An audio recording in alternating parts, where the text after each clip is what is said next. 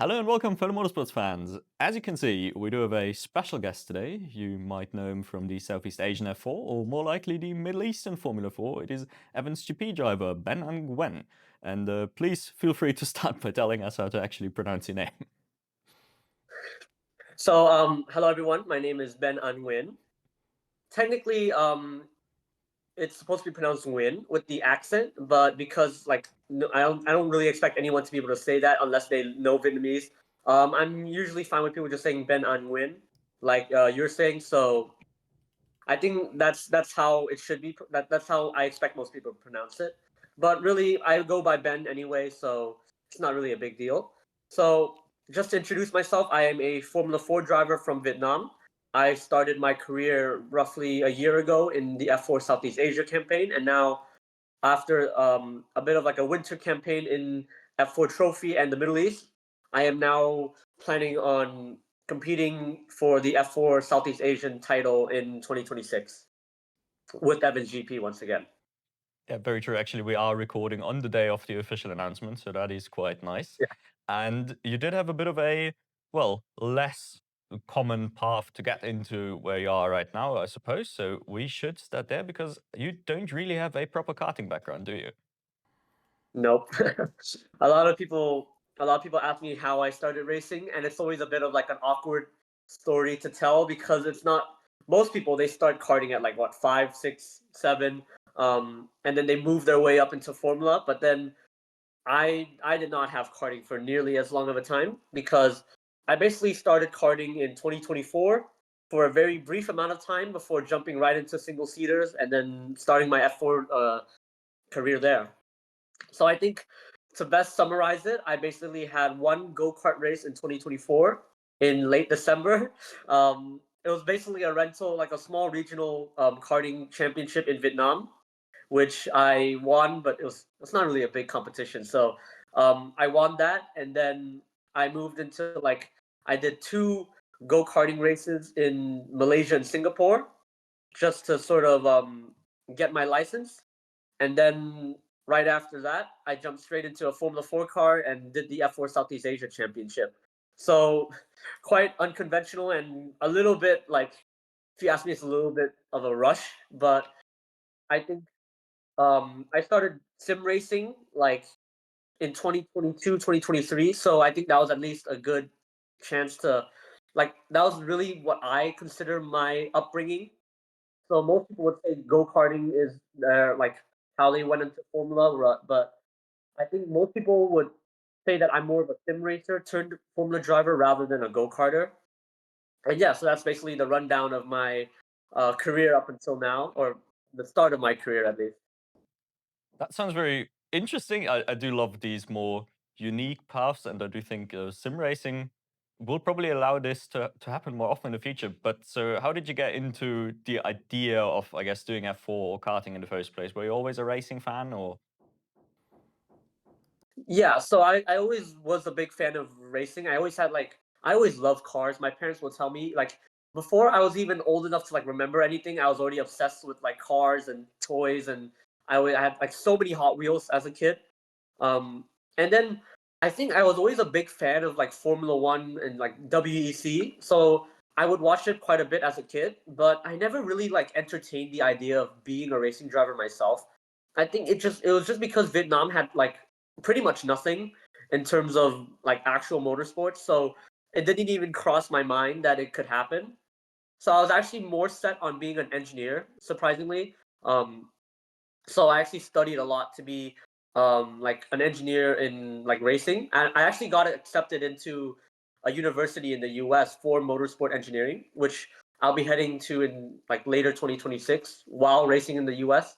But so yeah, I was basically very dead set on being an engineer, but then suddenly like one day actually no, let's go back to like sim racing. So that's where I really started racing is on the simulator. It was like a crappy desktop wheel. I think most people start off in like office chairs and clamping onto the table and the pedal that just moves around constantly when you try to press it. But that was where I started sim racing. I was like playing Assetto Corsa. It was more just for fun, basically. I wasn't really like competing in anything. I was just driving on my own and having the time of my life, right? And then I started doing a little bit of rental karting in sort of the area once they opened a few places. And then after that, I got an invite to do a small like regional go karting race of like some of the best like karting drivers in Vietnam, which I ended up winning on like my first ever race. So I was really proud of myself for that. And after that, I think the word kind of just spread around. Like the win itself kind of got spread around, and then I think that attracted the attention of like a co-owner of a Formula 4 team who was like he's Vietnamese, so he heard about it and then he reached out to my parents like, yeah, I saw your son had a really impressive performance in go-karting and is he interested in like driving a Formula 4 car? So it was a bit of like a jump, like suddenly first go-kart race, Formula 4 car, right? But my dad actually explained it to me really clearly because I wanted to spend 2025 go-karting. Like I thought that was what would make sense. Like spend my first proper year racing, like actually go-karting to build that foundation. But my dad basically said it would be a waste of time almost because the go-karting is really expensive. And so he said, why not just spend the money driving an actual Formula 4 car? You're already at the age to drive and like you don't have to like perform immediately, right? Just spend the first year driving a Formula 4 car, learning everything, and then this year when you actually come back, then you'll basically be perfectly fine. Instead of like spending a year go karting and then having this year be my rookie season, which would arguably probably not be as good. And so my dad made a lot of sense saying that, and so I kind of just went with it. Like, okay, I guess I'm driving a Formula 4 car now. And so literally, like after my first go karting race, I was already in a Formula 4 car. So the timeline was basically like December first go kart race, March first Formula 4 drive, and then after that, I had the two other go kart races to get my license, and then I had the F4 Southeast Asian Championship. And so that's basically how everything got going. That is a very good, I would say a very sound choice. I feel like in karting you would learn a lot of karting specific habits as well, right? I mean, maybe you can Yeah. confirm that from your more extensive karting experience than me still, I guess. So there is that. But yeah, why not if you're in the right age range? So we did get some viewer questions, and one of those was, what's the biggest sort of surprise in the transition from karts to F4? But I guess for you, we can easily rephrase it. What's the biggest like surprise coming from more of a sim racing background to stepping into the real thing? I can actually comment on both since I had the very unique experience of having an IME X30 race in one weekend and then a Formula 4 race literally the next weekend. So that was basically my debut, right? So I kind of got that experience. And so just to start off with sim racing, I think sim racing, the technique is way closer to real life. I mean, like compared to karting, I think sim racing will have you learning the right techniques that you'll need in a Formula 4 car, like how like trail braking, how you apply the throttle, how you kind of move your hand as you turn in. So I think that's the real value of sim racing is to really hone in these techniques before you even get in a Formula 4 car. And so, but the thing is that when you're sim racing, you have to rely entirely on your eyes and your ears and the force feedback itself. You don't have any sort of G forces to even consider. And so I think that's why a lot of racing drivers who start off in real life jumping into sim racing struggle because they suddenly lose like it's like you're losing a sense. You don't have that sort of body feeling when you're moving around. And so for those drivers, they don't really know how to feel the grip and a lot of them struggle. But then for me, it was kind of like the opposite, right? I was so reliant on using my eyes and ears and my hands that when I got into the real F4 car, there were suddenly so many more variables and so many more sensations to actually consider, right? Because the sim is a little bit more forgiving because they can't simulate it nearly as accurately with everything going on. But a real Formula 4 car, the tires are always moving around. It's always a little bit more unpredictable and sort of what's going to happen. And so that because of that, you need to rely on your butt basically to feel everything moving around. But as a sim racer jumping into a Formula 4 car for the first time, I didn't know what was going on. My body was screaming at me like, "What are you doing?" And so I obviously struggled a little bit in my first like F4 test because I was just trying to take it slow and build up that sort of database of information. Like, okay, my body knows what this feeling actually refers to in the movement of the car. And so you just have to kind of build up as a sim racer. And I think that's something that go karting will always have an edge over, is that sort of being able to feel the grip with your whole body rather than just like using your eyes. And so it's kind of like, I think the best racers now coming into Formula 4 should be able to kind of combine sim racing and go karting at the same time, because go karting, it teaches you that physicality, the feeling of like, being bumped around, the feeling of moving around, sliding around, while sim racing kind of helps you build the actual like fundamental techniques of how you move your hands, how you move your feet as you drive. And so that was really the biggest like surprise for me, jumping from sim racing to F4. As for go karting, surprisingly, I feel like go karting is actually more physical than Formula 4, because in the X30 weekend, I was like knackered after every race. Just my arms were tired, like my ribs hurt.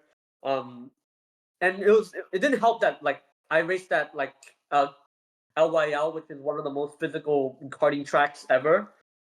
And so it was definitely like a bit of a challenge. And then when I got back into the F4 car, it was more like, this is the car is so much more like, it's so much more gentle, it's so much more smooth. It's not throwing me around everywhere. And that's, in my opinion, that's the biggest difference. And yeah, I think hopefully that answers the question. It very much does. But because I did enjoy the story the last time, we definitely didn't record this interview before anything that would be entirely unprofessional. No, anyway, I did appreciate the story. How about stalling the F4 car? Is that a bit of an issue? Yeah. So I think definitely. It's just because even in sim racing, the clutch is never really like that difficult. Like it's very forgiving. I don't think stalling is even possible in like a Assetto Corsa unless you really mess something up.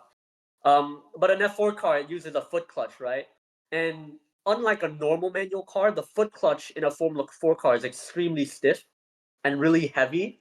And the bite point is kind of like it's easy to miss it. And so the first like day of like driving a Formula 4 car was just like, Ben, please just like be really careful with the clutch. And I found the best advice was just get it to the bite point where it starts moving and just don't move your foot until it like gets to a good speed. That's what they told me in order to prevent the stalling. Now that I'm kind of used to like starting the car and leaving the pit lane the moment the light turns green or something like that, I'm more confident in like releasing the clutch quickly.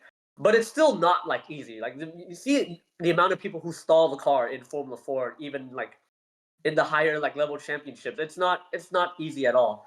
So it's something I wish the simulator was able to better replicate. Um, but obviously it's really difficult because it's hard to make the clutch feel anywhere close to a real clutch. But yeah, that's definitely another challenge that drivers going into F4 are going to need to look out for. Yeah, as a sim racer, I can confirm we never had to worry about that in our lives, pretty much. Yeah. Yeah.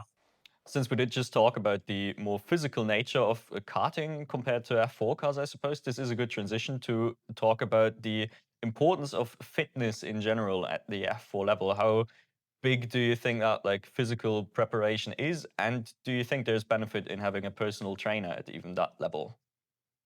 So I think, in my opinion, I think physical fitness is important in almost every sport. And in Formula 4, even if the car's not really that like physical, I still think it's really important because um, how I see it at least is that when you drive the Formula 4 car, the less you have to think about how physical it is, the more mental capacity you have to actually focus on driving properly. If you're not when you're if you don't have the like physical fitness to drive a Formula 4 car, when you're driving it, all you're gonna think about is just hanging on for your like dear life, right? Because you're like, if you're not strong enough, then everything feels like it takes a lot of effort just to do. So the more physical fitness you have, the more effortless everything's gonna feel, and so you can focus more on like the race itself or driving with the right technique. So in my opinion, physical fitness is something that every driver should really focus on, especially because it also builds good habits. later down the line for like Formula 3, Formula 2, Formula 1, where you really need physical fitness. But Formula 4 car, actually, it's not very physical, especially compared to go karting, I feel. The steering's not particularly heavy. The G forces, you only ever get like like a little bit above 2 Gs, I think. And the brake pedal is probably the brake pedal is quite hard. You do need a lot of force to press it, but even then, it's still not too bad. Um, I mean, that's kind of like the point, right? We're all teenagers, like 15, 16, 17-year-olds, so it can't really be too physical. So Formula 4, I think physical fitness is not like too big of a deal, but you still really need to get that discipline in and working out and um, getting your strength up. And I think that's where a physical like fitness coach is also really valuable because they're kind of that person to guide you in how you should sort of train yourself, how what components you should work on. Especially if the fitness coach actually knows quite a bit about racing, then it's even more valuable for you. And it's also just having someone to like keep you in check and make sure you're really hitting your goals when you're working out is also really important. That is fair. I don't think I've ever heard it described that way, but it makes total sense. So basically, what you were saying is it being more fit allows you to like be less distracted during the race, basically, and just have more mental capacity for the actual driving part and not hanging on for dear Yeah. life part. Yeah, that makes total sense. Um, some people might believe that like having, I don't know, your personal trainer or whatever, this is only reserved for the top 5% of drivers and they come in with their teams. But I do know you have a bit of a setup as well. What is your own coaching structure like? So my fitness coaches are not like racing oriented or anything, but they do help me in two aspects of my fitness. I have one coach who is a national martial artist for Vietnam, and he trains me mostly in that sort of explosive strength, the cardio, sort of like flexibility as well, so mobility based. And then I have another coach. He's more of just like a normal gym trainer, and he helps me work on like my physical strength. That's like building muscle and so on, so I don't look so scrawny all the time. Um, but yeah, I have two coaches who work together with me all week, just so I can hit those two aspects of like mobility, cardio, as well as just pure strength itself. And I think both are equally valuable. Pure strength helps you brake harder, helps like steering isn't so difficult, while the cardio helps you sort of have more mental capacity while you're racing so your heart isn't constantly like beating out of your chest, and also just the mobility so you're more comfortable when you're actually like sitting in the car. So I think both sides are really like equally valuable, and it's not like fitness coach is a requirement for Formula 4, especially because like having your own routine and training plan is equally as adequate. But I really like having the two coaches because it just helps me keep like the discipline of like, okay, I need to hit this guy's like his goals that he's put out for me. And I think it helps me have more motivation and just like getting up every day to actually go to the gym or go train, go run. And obviously there's also the motivation of just, if I'm more physically fit, I'll be faster. So that's always in the back of my mind, like I need to be more physically fit and it will make me faster in races. And I think that's the main thing that drives me to hit the gym every day. That is, I think, the perfect answer, really. Um, Another thing that's really, I guess, difficult to imagine sometimes from the outside. You're sitting on the grid in a piece of equipment that's worth like, I don't know, 100 grand or something. And how do you deal with the pressure of the entire like environment? And or maybe first, is there any pressure? And if so, how do you deal with that? And there's a lot of pressure, a lot of different types, like pressure coming from different places. When you're sitting in the grid, one is your parents who are putting a lot of money to invest into your career, and they want to see the best for you, right? So you don't want to disappoint them with a bad result. And then there's the expectations of the team and the mechanics who all work together to work with you and see you improve over time and put together a great car. So you don't want to like damage the car and sort of make them do more work.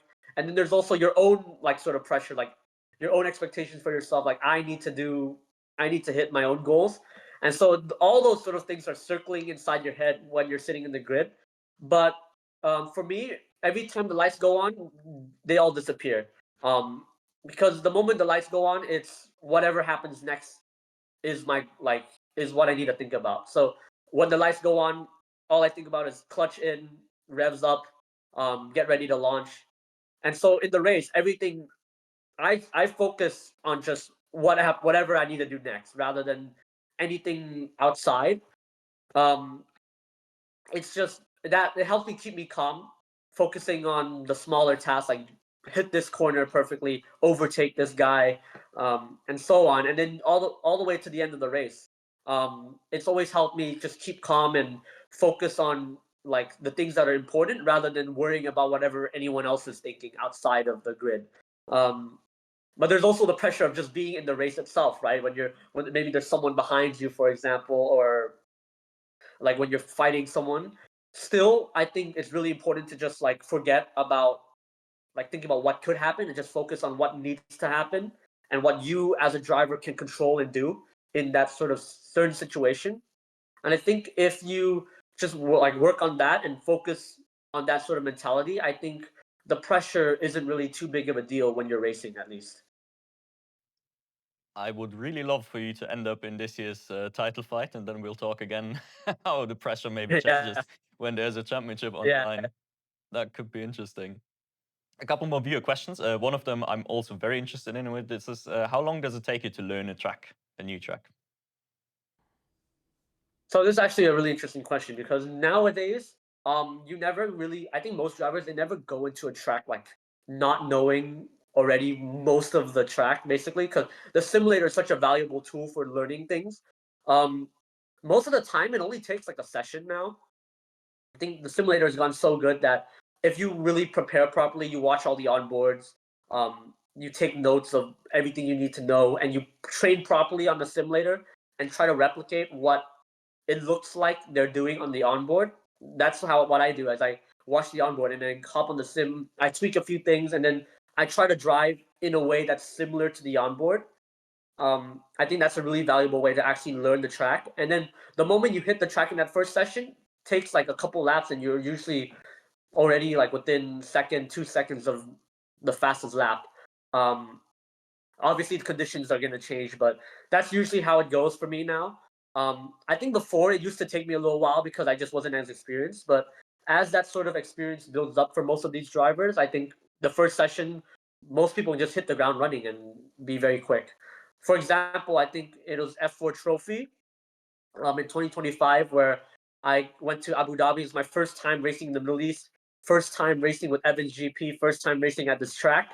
Um, and I think the first practice session, I was like P11 out of like 28 cars, which well, I was really impressed. I was really happy with because like I wasn't really my expectations weren't really high, and obviously new track and so on. But to hit the ground running really well, purely just off of simulator practice, I think really shows that the method of training on the simulator and analyzing the onboard really works well for learning tracks. And I think that goes for pretty much any track I've been to after. It's just simulator, onboards, and then hit practice first session. You're already pretty close to the pace.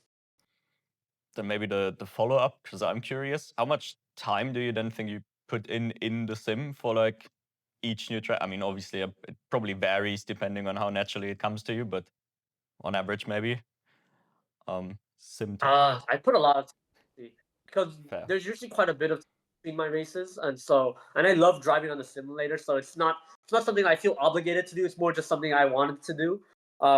And so because of that, I usually put like hours and hours on the simulator before I hit the track. I think it was Qatar. Um, Even though the weekend didn't really go well, but I think the pace was pretty good. And I think that boils down to the simulator practice. I think before I actually went to the like race weekend, I think I put in like 1,500 kilometers on the simulator. So that's quite a bit of like that's hundreds of laps. Um, and it's all just me trying different things, working like trying to see what setup changes. Obviously, setup changes not gonna like really translate well to real life, but it's still knowing kind of the different like how the balance of the car is going to feel in these sort of specific corners, if it's understeering, if it's oversteering, and what you can do. I practice all of that just to really kind of build up a database. And I think at Assetto Corsa, the quality is becoming really good for tracks. And all the tracks I've done for the Middle East at least have been really accurate to real life. Like the moment I set out to the track, like in the actual practice session, it's like, wow, this is just like what I do in the simulator. And so I think that's um that's something really valuable, right? Being able to put so much time. Um and yeah, so I put roughly like 1,000 kilometers, 1,500 kilometers for every track I go to now. And yeah, it's been working out pretty well at least. All right. Um, Maybe we are circling back a little bit to the intro now, but because you already teased that maybe being from Vietnam was what sort of delayed your entry into racing because it just wasn't as present as a possibility. And in the same vein, like how big do you think the impact is of being from like a non-traditional racing nation, if that makes sense? So regarding sponsorship opportunities or just all opportunities really. I mean, it makes things difficult, right? Because you don't have any tracks to practice in compared to like if you live in the UK, there's so many racetracks, there's so many opportunities to just get in a car and drive. In Vietnam, we have one racetrack that's like basically abandoned now, and then we have like a couple like small go kart tracks where you can drive like a kind of dinky go kart. So most of the time, it's just on my simulator now, and so I think that's really hampering sort of the opportunities when you're in a country that doesn't really do much racing at all, especially like Vietnam, where there's like almost basically nothing. Some countries they have a small amount. This is pretty much non-existent, right? And so it's proved challenging. Obviously, I'm the single fully like Vietnamese, born and raised like person to ever drive a Formula car, which is crazy to think about because this country's been existed for ages. Um, so like knowing that I'm the only one to ever drive a Formula 4 car is like it's a bit surreal, but it kind of goes to show that this country has had so little opportunity to actually like send people to race. Because you look at Thailand, you look at Malaysia, you look at like the countries surrounding Vietnam. There's actually quite a bit of motorsports happening, but Vietnam, it's just I'm not really sure why there's so little, but the truth is that there's very pretty much nothing. And so getting into racing, it's more just like luck and privilege. That's how I see it. Like I'm not afraid to admit that I'm a very privileged like person to be able to race coming from Vietnam. And even for me it still proves challenging, um, especially for sponsors. Like I'm quite lucky that my parents are they kind of know their way around, and they're well known as well by companies. So getting like I've had sponsor opportunities before, but I know for a few other Vietnamese racing drivers, it's been much more difficult for them. Alex Sawyer, he's moved to Porsche Cup.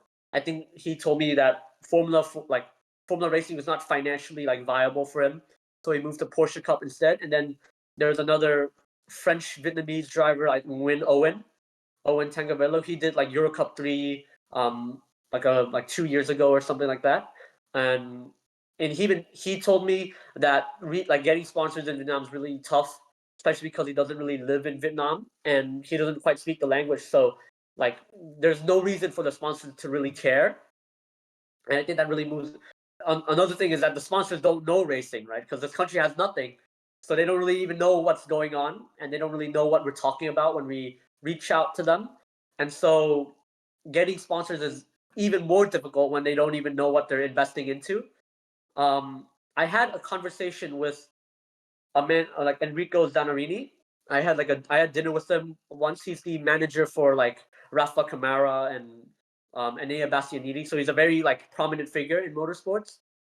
He told me that he was part of like the group that worked with the Vietnamese companies and investors during the Formula One weekend that was supposed to happen in Hanoi, and he was talking a lot to the investors, and it was very frustrating for him because they knew nothing about racing, and so it was really difficult to really get them on board because they don't really know what they're getting themselves into.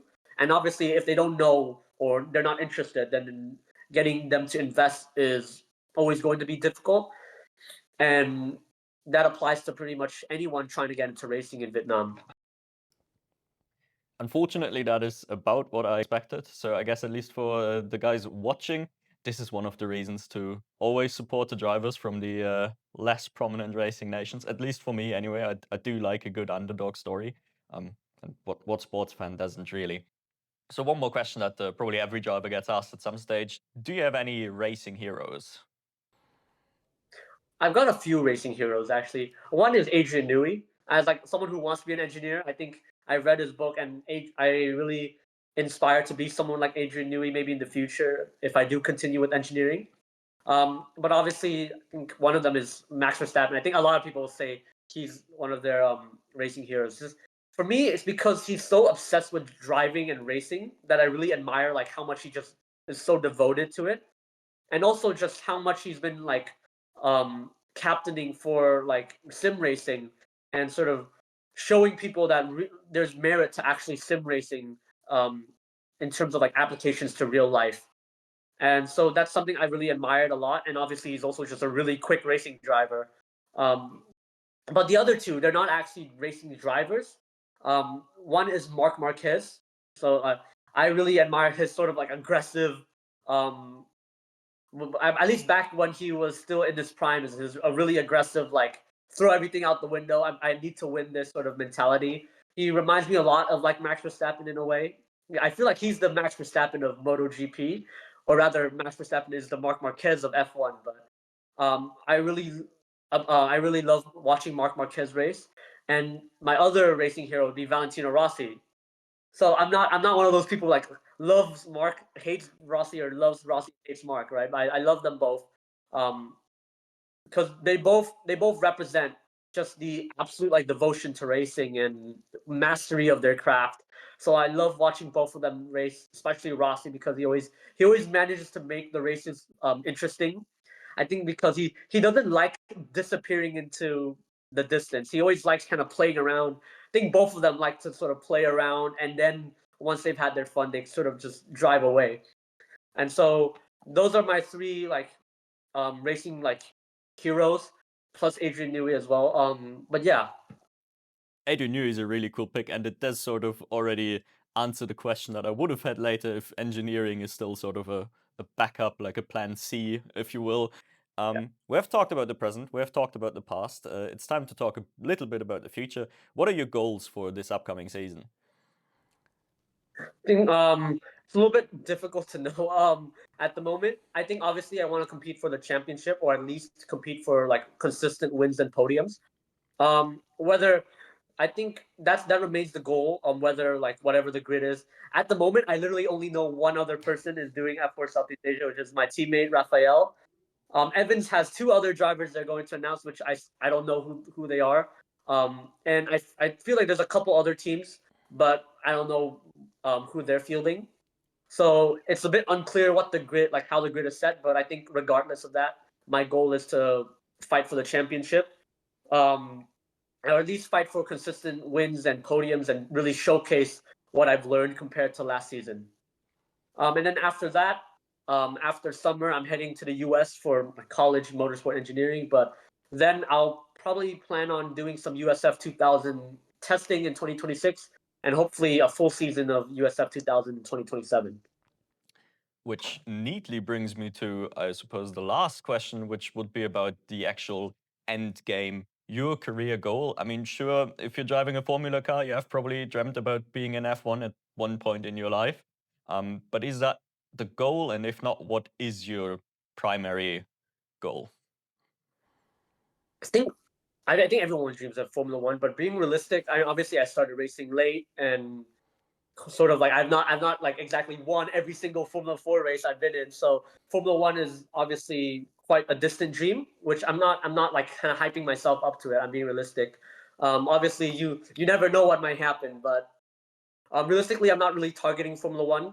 I'm actually more interested in just like IndyCar if possible, but if not that, then I would just love to race, like in the future. I don't really have like any set goal because I love driving literally like anything on the sim. Obviously, I like Formula the most, but tin tops and like GT racing or sports car racing or even NASCAR, I would love to do.